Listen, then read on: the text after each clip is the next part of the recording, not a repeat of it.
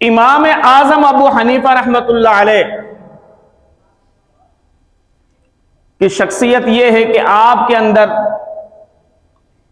उलूम के समंदर उमड़ते थे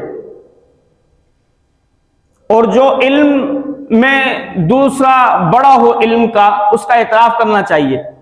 हुजूर अलैहिस्सलातु वस्सलाम ने फरमाया, दो शख्स खुशहाल रहते हैं, साबिर और शाकिर रहते हैं, दो शख्स। सहाबा ने पूछा, या रसूलल्लाह कौन से? प्यारे आका ने फरमाया,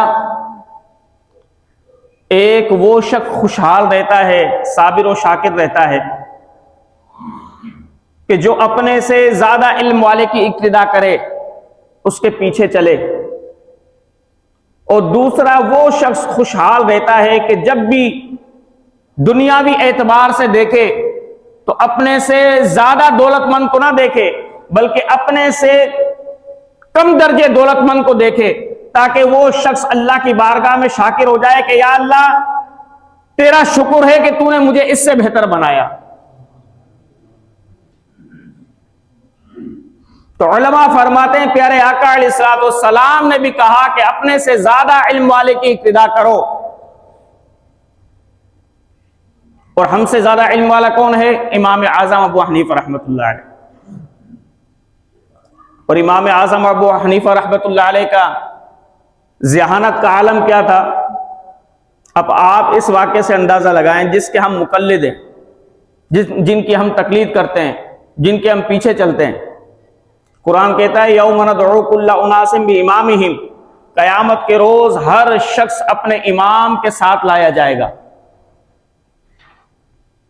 इसकी तफसीर में मुफस्सिरीन फरमाते हैं कि जितने भी हनफी हैं, क़यामत के रोज इमाम आजम अबू हनीफा रहमतुल्लाह अलैह के झंडे के साए में खड़े होंगे। और इमाम आजम अबू हनीफा रहमतुल्लाह अलैह के मुक़ल्लिदीन की क्या शान है? कहते हैं कि इमाम आजम अबू हनीफा रहमतुल्लाह अलैह ने 55 हज किए। कितने हज किए? जोर से तो बोलो यार।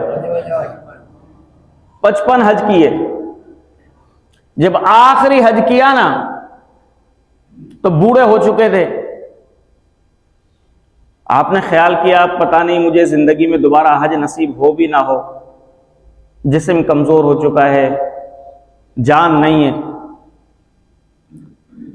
तो जो काबे की जिसके पास चाबी होती है, आप उसके पास गए।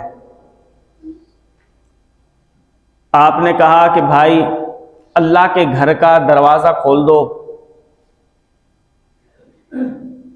क्योंकि लगता है अब ये मेरा आखिरी हज होगा, इसलिए अल्लाह के घर का दरवाजा खोल दो ताकि मैं अल्लाह के घर के अंदर भी इबादत करूं। तो जिसके पास चाबी थी उसने कहा कि ए अबू हनीफा, अगर आप अहले इल्म ना होते और लोग आपकी इक्तिदा ना करते तो मैं हर किसी के लिए दरवाजा नहीं खोलता, लेकिन आप क्योंकि साहिब इल्म हैं, तकवा और तहारत वाले हैं, इज्जत वाले हैं, मकाम वाले हैं, इसलिए मैं आपके लिए दरवाजा खोल देता हूं। इमाम अबू हनीफा रहमतुल्लाह अलैह फरमाते हैं, मेरे लिए दरवाजा खोल दिया गया। मैं अल्लाह के घर के अंदर दाखिल हुआ, दो सुतूनों के बीच में मैं खड़ा हुआ। आपने अपना दायां पांव उठाया और बाएं पांव की पुश्त पर रख दिया यूं, और खड़े होकर आपने नमाज में कुरान की तिलावत की। पहली रकात में आपने 15 सिपारे मुकम्मल किए। फिर दूसरी रकात में बायां पांव उठाया और दाएं पांव के ऊपर रख दिया, और फिर आपने 15 सिपारों की तिलावत की। 2 रकात के अंदर पूरा कुरान मजीद खत्म किया। खत्म करने के बाद अल्लाह की बारगाह में दुआ की कि बारे इलाह, अब मैं बूढ़ा हो चुका हूं, मैंने जो इबादत की, ए मेरे रब्बे जुल जलाल, मुझे अपनी इबादत पर गुरूर नहीं, आज तो बंदा एक हज कर लेना, उसके अंदर ऐसा गुरूर भरता है, ऐसा लगता है कि वो और बड़ा शैतान हो गया, समझता है बख्शा गया, बस जन्नती हो गया मैं, अब दोबारा नए सिरे से गुनाह करूं। बस एक उम्रा कर कर आ जाए तो वो और ज्यादा ठग बन जाता है, और ज्यादा बेईमानी करने लग जाता है। उसको बोल रहे होते हैं हाजी साहब, हाजी साहब, और वो भाई पेट्रोल के अंदर मिलावट करने लगा हुआ है, कांटे के अंदर हेर फेर कर दिए, 1 लीटर के 100 रुपए के पेट्रोल के अंदर 90 रुपए का पेट्रोल दे रहा है, वो बना हुआ है वो हाजी साहब। और कहां जा रहा है भाई? हर साल हज पर जा रहा है, और जब हज पर जाता है वापस आता है तो और ज्यादा बेईमान हो जाता है। हालांकि अल्लाह के इबादत की मकबूल होने की अलामत यह है कि जिसका उम्रा मकबूल हो जाए, जिसका हज मकबूल हो जाए, तो फिर उसको गुनाहों की आदत छूट जाती है, गुनाहों की आदत नहीं रहती। और जो और ज्यादा शरारती बन जाए, और ज्यादा गुनाहगार बन जाए, इसका मकसद यह ना उसका हज कबूल हुआ ना उसका उम्रा कबूल हुआ। इमाम आजम अबू हनीफा रहमतुल्लाह अलैह ने 55 हज किए। जब आखिरी हज किया, अल्लाह के घर में दाखिल हुए, एक पांव पर खड़े होकर 15 सिपारों की तिलावत की, एक रकात मुकम्मल की, फिर दूसरी रकात में खड़े हुए, आखिरी 15 सिपारों की तिलावत मुकम्मल की, 2 रकात में पूरा कुरान पढ़ा। और कुरान पढ़ने के बाद पूरी जिंदगी गुरबा की मदद भी करते रहे, तुलबा की मदद भी करते रहे, मसाकीन की मदद भी करते रहे, पड़ोसियों की मदद भी करते रहे, गरीबों की मदद भी करते रहे, मुसाफिरों की मदद भी करते रहे, मदद करते ही रहे। 40 साल तक इशा के वुजू से फजर की नमाज भी पढ़ी। रमजान के अंदर एक कुरान मुकद्दस दिन के अंदर खत्म करते, एक कुरान मुकद्दस रात के अंदर खत्म करते, एक कुरान मुकद्दस तरावियों के अंदर खत्म करते। पूरे रमजान के अंदर इमाम आजम अबू हनीफा रहमतुल्लाह अलैह 61 कुरान मजीद खत्म करते। जिस जगह आपकी वफात हुई, कहा जाता है कि आपने 78,000 मर्तबा उस जगह बैठकर कुरान की तिलावत की। 78,000 कुरान खत्म किए। लेकिन जब अल्लाह के घर में बैठे, दिल कहने लगा कि अब जिस्म बूढ़ा हो चुका है, बाल सफेद हो चुके हैं, ताकत नहीं है जिस्म के अंदर। इंसान को महसूस होने लग जाता है, उसका दिल उजाट होने लग जाता है, दुनिया की तरफ कम माइल होने लग जाता है। इमाम आजम ने पूरा कुरान भी खत्म किया। इतनी इबादत के बावजूद, इतनी रियाजत के बावजूद, इतने तकवे के बावजूद, इतनी खुदा तरसी के बावजूद, आखिर में जब दुआ की, कहने लगे बारे इलाह, अबू हनीफा तेरी इबादत का हक अदा ना कर सका जैसी कि तेरी इबादत करने का हक था। अल्लाह की बारगाह में आजिज़ी देखें। फरमाया, ए बारे इलाह, ए रब्बे जुल जलाल, ए मेरे खालिक मौला, ए तौबाओं को कबूल करने वाले, ए गुनाहगारों को बख्शने वाले, ए ज़ईफों पर रहम करने वाले, ए बच्चों पर शफकत करने वाले, ए मेरे रब, अबू हनीफा ने जो तेरी इबादत की, तेरी इबादत का हक अदा ना कर सका। जो शख्स 40 साल इशा के वुजू से फजर की नमाज पढ़ रहा है, सोचो वो शख्स कह रहा है कि ए बारे इला में तेरी इबादत का हक अदा ना कर सका। आज कोई शख्स 5 नमाजें पढ़ ले, उसकी पेशानी पर बल पड़ जाते हैं। वो कहता है मुझसे बड़ा मुत्तकी कोई नहीं, दूसरों को हकारत की नजर से देखने लग जाता है। हालांकि याद रखना, गुनाहगार से नफरत नहीं है, गुनाह से नफरत है। गुनाहगार से नफरत ना करो, उसके गुनाह से नफरत करो। और इमाम आजम का खुल्क देखें। अब ये वाक्य आगे बताऊंगा मैं आपको। आप खुल्क देखें इमाम आजम का। इमाम आजम कैसे गुनाह से नफरत करते थे और गुनाहगार से नहीं करते थे। इमाम आजम का एक पड़ोसी था मोची, पेशा उसका जूतियां गांठना था। तो वो क्या करता, जो कुछ भी कमाता ना,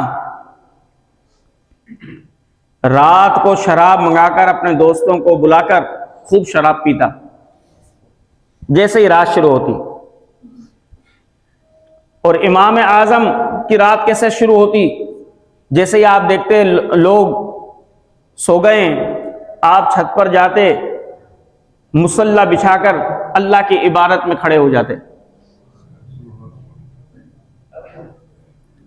अब इमाम आजम अपने घर की छत पर इबादत कर रहे हैं, अब वो मोची शराब के नशे में खूब शोर गुल कर रहा है, और फिर जब मस्त हो जाता ना तो शराब के नशे में कहता, हाय हाय जमाने ने कैसा नौजवान, खुबरू नौजवान जाया कर दिया। ये नौजवान तो ऐसा है कि मुश्किल वक्त में सरहदों पर काम आएगा, लेकिन अफसोस ऐसे नौजवान को लोगों ने जाया कर दिया। रोज ये शेर कहता और खूब शोर शराबा करता। अब जब पड़ोसी तंग आ गए ना, तो पड़ोसियों ने पुलिस वालों को शिकायत कर दी कि भाई इसने तंग किया हुआ, रात को सोना नहीं देता, रोज शोर शराबा करता है। पुलिस वाले आए गश्त करने के लिए, उस शराबी को पकड़ा और उठाकर ले गए। इमाम आजम अबू हनीफा रहमतुल्लाह अलैह दूसरी रात दोबारा इबादत के लिए खड़े हुए। जब आप नमाज से फारिग हो गए तो आपने सोचा कि उस मोची की आवाज नहीं आ रही कि जो रोज शोर मचाया करता था। आपने किसी से पूछा उसकी आज आवाज क्यों नहीं आ रही, खैर तो है? तो आपको बताया गया कि उसको तो पुलिस पकड़ कर ले गई है। अब आपने क्या किया, फौरन निकले अपने घर से, पुलिस स्टेशन पहुंचे। अब वहां पर दारोगे से कहा, जो आजकल का एसएचओ होता है, कहा कि अबू हनीफा जमानत देता है, इसको छोड़ दो। अब वो पुलिस वाले उस वक्त ईमानदार थे, ऐसा नहीं थे कि आज के पहले कहते हैं 10,000 दो, 20,000 दो, फिर तुम्हारी बात मानेंगे। जब किसी से फोन करवाओ बड़े आदमी से, फिर तो तुम्हारी बात सुनेंगे, इसके अलावा तो सुनेंगे नहीं। वो ईमानदार थे, इमाम आजम को जानते थे। कहने लगे, आप इतने बड़े इमाम, नफीस इंसान, इस शराबी के बारे में आप हमारे पास आए? इमाम आजम ने कहा, हाँ, हक के पड़ोस भी कुछ होता है, ये मेरा पड़ोसी है, आप मेरी जमानत पर, नौमान की जमानत पर इसको छोड़ दो। सूबेदार ने छोड़ दिया। अब जब वो बाहर निकला, शराब का नशा तो था नहीं उसको, मोची शर्मिंदा हुआ, गर्दन झुकाकर चलने लगा। तो इमाम आजम ने मुस्कुराते हुए उस मोची को कहा कि मोची बता, मैंने तो तुझे जाया नहीं किया ना, जो तू शराब के नशे में कहता था लोगों ने मुझे जाया कर दिया, मैं ऐसा खूबरू जवान हूं, मुसलमानों की सरहद पर काम आता। इमाम आजम ने फरमाया, मैंने तो तुझे जाया नहीं किया, देख मैंने तो तुझे पुलिस स्टेशन से भी छुड़वा लिया। कहते हैं कि जब इमाम अबू हनीफा ने यह कहा कि मैंने तो तुझे जाया नहीं किया, वो नौजवान इमाम आजम के खुल्क से इतना मुतासिर हुआ कि उसने अल्लाह की बारगाह में शराब से तौबा कर ली और इमाम आजम अबू हनीफा रहमतुल्लाह अलैह की शागिर्दी इख्तियार कर ली, और कूफा के बड़े फुकहा के अंदर फिर उस शराबी का शुमार हुआ। तो इमाम आजम अबू हनीफा रहमतुल्लाह अलैह ने भी गुनाहगार से नफरत नहीं की, गुनाह से नफरत की, क्योंकि किसी को भी हकीर न जानो। ख्वाह गरीब हो, मुतवस्सित तबके का हो, अमीर हो, किसी को भी हकीर न जानो। हाँ, अगर हकारत करनी है तो जो वो अमल कर रहा है खिलाफ शरा उसको हकीर जानो, उसकी बुराई करो। क्योंकि बाज मर्तबा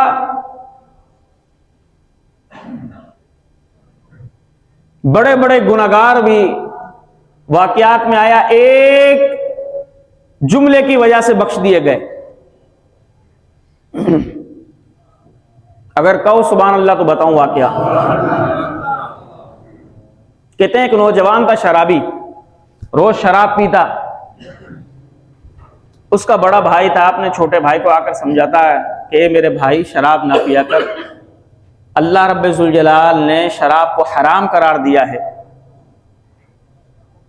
या अय्युहल्लज़ीना आमनू इन्नमल खम्रु वल मैसिरु वल अंसाब वल अज़लाम रिज्सुम मिन अमलि शैतान। ए मेरे भाई, शैतानी अमल है ये शराब ना पिया कर। वो ना मानता, रोज शराब पीता। अब जब रोज शराब पिए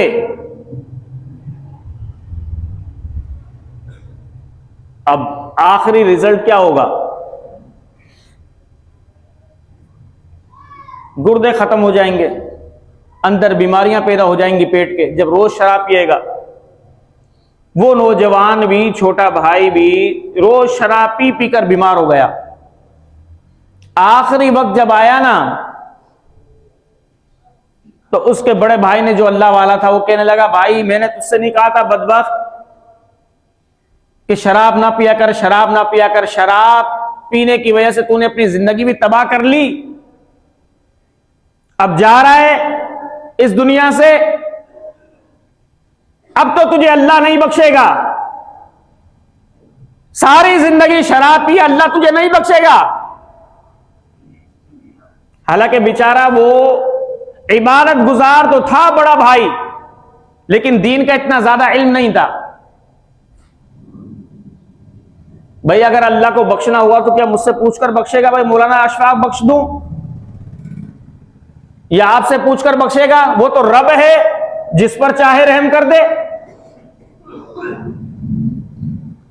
बड़ा भाई कहने लगा, बदबख्त शराब पी पी कर मर गया, अब जा रहा है इस दुनिया से, अल्लाह तो तुझे नहीं बख्शेगा, अल्लाह तो तुझ पर रहम नहीं करेगा।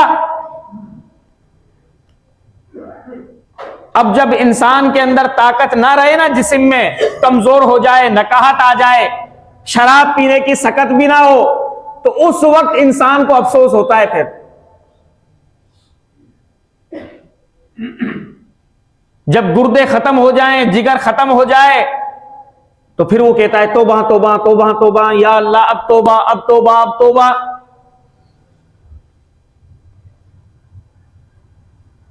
तो वो नौजवान भी कहने लगा, या अल्लाह तौबा, मेरी तौबा। बड़ा भाई कहने लगा, नहीं, अल्लाह अब तुझ पर रहम नहीं करेगा। छोटे भाई ने रोते हुए बड़े भाई से कहा, ए भाई ये बता, अगर अल्लाह की जगह पर तू फर्ज कर ले मेरी मां हो, अपनी मां हो, और अल्लाह मेरी मां को इख्तियार दे दे कि भाई तू कर अपने बेटे के बारे में फैसला, तो क्या मां मुझे शराब की वजह से आग के अंदर डालेगी? देखो कितना गहरा सवाल किया। कहा कि मां मुझे आग में डाल देगी। बड़े भाई ने कहा, नहीं, मां तो मां होती है, ममता तो ममता होती है, मां तो तुझे आग में नहीं डालेगी। तो वो भाई मुस्कुराकर कहने लगा, ए मेरे बड़े भाई, अल्लाह ने रहमत के 100 हिस्से किए, उन 100 हिस्सों में से एक हिस्सा रहमत का अपनी मखलूक में तकसीम किया। उस एक हिस्से में से मां को भी हिस्सा मिला, जानवरों को भी हिस्सा मिला, तमाम मखलूकात को भी हिस्सा मिला। जब मां को एक हिस्सा रहमत में से हिस्सा मिला, वो मां मुझ पर इतनी शफीक है कि वो अपने बेटे को आग में डालना बर्दाश्त नहीं करेगी, तो मेरा रब तो 100 दर्जे रहमत रखता है, 100 दर्जे मोहब्बत करता है। मेरा रब कब बर्दाश्त करेगा कि वो अपने बंदे को दोज़ख की आग के अंदर डाले। बस ये कहा, उसका इंतकाल हो गया। उसी इलाके के एक अल्लाह के वली में वो नौजवान ख्वाब में आया, शराबी नौजवान, देखा वो जन्नत के अंदर टहल रहा है। सुभान अल्लाह तो जोर से बोला करो यार। सुभान अल्लाह के अंदर भी बुखल। आप तो ऐसे लगता है जैसे मैं चंदा मांग रहा हूं आप लोगों से। बुलंद आवाज से बोलो सुभान अल्लाह। अल्लाह के वली ने देखा कि वो नौजवान, शराबी नौजवान जन्नत के अंदर टहल रहा है। उस अल्लाह के वली ने कहा, भाई सारी जिंदगी शराब पी, अल्लाह की नाफरमानी की और जन्नत में टहल रहा है। ए बंदा ए खुदा, बता तो सही, ऐसा कौन सा तूने अमल किया जिस अमल की बदौलत अल्लाह ने तुझे जन्नत के अंदर भेज दिया। वो नौजवान कहने लगा, ए अल्लाह के वली, अल्लाह तो नुक्ता नवाज है, मेरे एक जुमले ने अल्लाह को इतना खुश किया कि एक जुमले की वजह से अल्लाह ने मुझे जन्नत के अंदर दाखिल कर दिया। कहा कि वो एक जुमला क्या था? कहने लगा, आखिरी वक्त में मैंने अपने भाई को कहा कि जब मां मुझे इस हालत में भी, शराब पीने की हालत में भी, नाफरमानी की हालत में भी, जब आग में डालना बर्दाश्त नहीं कर सकती, तो मेरा रब तो मेरी मां से ज्यादा रहीम है, मेरी मां से ज्यादा मोहब्बत करने वाला है, वो अपने बंदे को दोज़ख की आग में क्यों डालेगा। तो अल्लाह ने कहा, ए मेरे बंदे, तू मुझसे ऐसा हुस्न ज़न रखता है, जा इस हुस्न ज़न की वजह से मैं तेरी बख्शिश फरमाता हूं। तो भाई ठेकेदार तो कोई नहीं, अल्लाह जिसको चाहे बख्श दे। लेकिन मेरे भाइयों, ये हर किसी के साथ कानून नहीं होगा। कहीं तुम भी तकिया करके बैठ जाओ, भाई साईं ने बोल दिया, बोले नमाजें पढ़े ना पढ़े, रोजे रखें ना रखें, खूब शराबें पिए, सब कुछ चोरियां करें, ठगियां करें, अल्लाह तो बख्श देगा। हर किसी के साथ नहीं होगा। अगर ऐसी सोली होती तो फिर हम भी सारे उलमा भी ठग बने हुए होते, चोरी कर रहे होते, दाड़े मार रहे होते, कभी अल्लाह बख्श देगा। ऐसे तो दुनिया का निजाम ही फासिद हो जाएगा। किसी किसी को अल्लाह बख्श देगा। अल्लाह की रहमत बड़ी वसी है। हजरत अली रजी अल्लाह तआला अन्हु ने फरमाया, लोगों को मायूस भी ना करो अल्लाह की रहमत से, और बेखौफ भी ना करो, यानी डराते भी रहो और रहमत की उम्मीद भी दिलाते रहो, ताकि जब रहमत की उम्मीद दिलाओगे अल्लाह से मोहब्बत बढ़ेगी, और जब डराओगे तो गुनाहों से नफरत बढ़ेगी। तो मेरे दोस्तों अजीजों, इमाम आजम, टाइम मुकम्मल हो गया लेकिन मुख्तसर वाक़या वो खत्म कर दूं। इमाम आजम ने बड़ी लंबी दुआ की, यह भी कहा कि या अल्लाह, जो तेरी इबादत का हक था वो अदा नहीं कर सका। हातिफे गैबी से आवाज आई, ए अबू हनीफा, जो तूने जमाने भर इबादत की, रियाजत की, तकवा और तहरत वाली जिंदगी गुजारी, ए अबू हनीफा, मैंने तेरी इबादत को भी कबूल कर लिया, तुझे भी बख्श दिया। और ए अबू हनीफा, जो तेरे तरीके पर चलेगा, जो तेरी पैरवी करेगा, जो तेरी इक्तिदा करेगा, ए अबू हनीफा, मैंने उनको भी बख्श दिया। तो हम शान से फख्र से कहते हैं कि अल्हम्दुलिल्लाह हम हनफी हैं, इमाम आजम अबू हनीफा रहमतुल्लाह अलैह के पैरोकार हैं, और अल्लाह की रहमत से उम्मीद है कि कयामत के रोज भी हम इमाम अबू हनीफा रहमतुल्लाह अलैह के झंडे के साए में खड़े होंगे।